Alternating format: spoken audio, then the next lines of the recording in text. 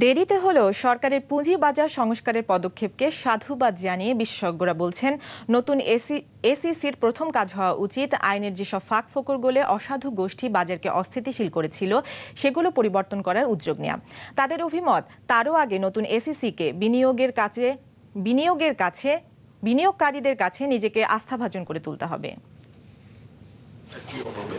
অবশেষে খন্দকার ইব্রাহিম খালেদের তদন্ত প্রতিবেদন অনুসারে পুঁজিবাজার সংস্কারের পদক্ষেপ ঘোষণা করলেন অর্থমন্ত্রী। প্রতিবেদনের সুপারিশ অনুযায়ী প্রথমেই সরকারের পুঁজিবাজার নিয়ন্ত্রক সংস্থা সিকিউরিটিজ অ্যান্ড এক্সচেঞ্জ কমিশনের চেয়ারম্যান ও সব সদস্য পরিবর্তনের কথা জানালেন তিনি। প্রতিবেদন পাবার পরে সরকারের দীর্ঘ নীরবতার সমালোচনা করলেও বিশেষজ্ঞরা এসিসি পুনর্গঠনের উদ্যোগকে সাধুবাদ জানিয়েছেন। শুরুটা হলো যোগ্য লোক দেওয়া এবং তার কাজ হবে তার প্রতিষ্ঠানের যে আপনার মরাল অথরিটিটা, সুনামটা পুনরুদ্ধার করা, লিডারশিপ দেওয়া, এবং সেজন্য সেখানে যথেষ্ট যাচাই বাছাই করে যোগ্য লোক দিতে হবে। তাকে যে শেয়ার মার্কেট সম্বন্ধে বিশেষজ্ঞ হতে হবে তা কিন্তু না, তাকে একটা গুড অ্যাডমিনিস্ট্রেটর হতে হবে। আরেকটু আগে পদক্ষেপ নেওয়া উচিত ছিল। এই যে কনফিউশন বা অস্থিরতা সৃষ্টি হয়েছে, এটা অ্যাভয়েড করা যেত।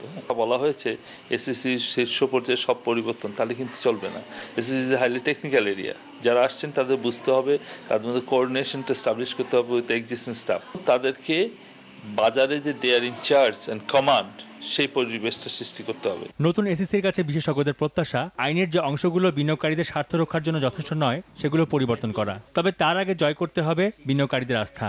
তদন্ত কমিটির রিপোর্ট পড়ে অনেক সময় মনে হয় যেন আইপিওটা অথবা রাইট শেয়ার ইস্যুটাই একটা অন্যায়ের কাজের মতো মনে হয়ে গেছে। তাদের দৃষ্টিভঙ্গির কারণে হোক আর যে কারণে হোক, এটাকে এই ভ্রান্ত ধারণাতে বেরিয়ে এসে দ্রুত বাজারে আইপিও আনার ব্যবস্থা করা, আইপিও স্টাক আপ হয়েছে এগুলিকে আবার চালু করা। ওনারা বলেছেন যে অনেক সময় আইন ভঙ্গ হয়নি, কিন্তু এটা নীতি নৈতিকতার ব্যাপার আছে।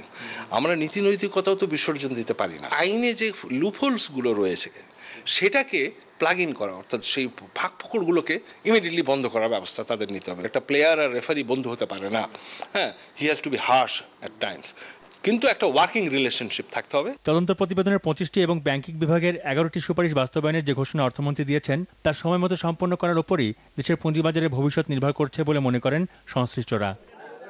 সাইমুল হক, দেশ টিভি, ঢাকা।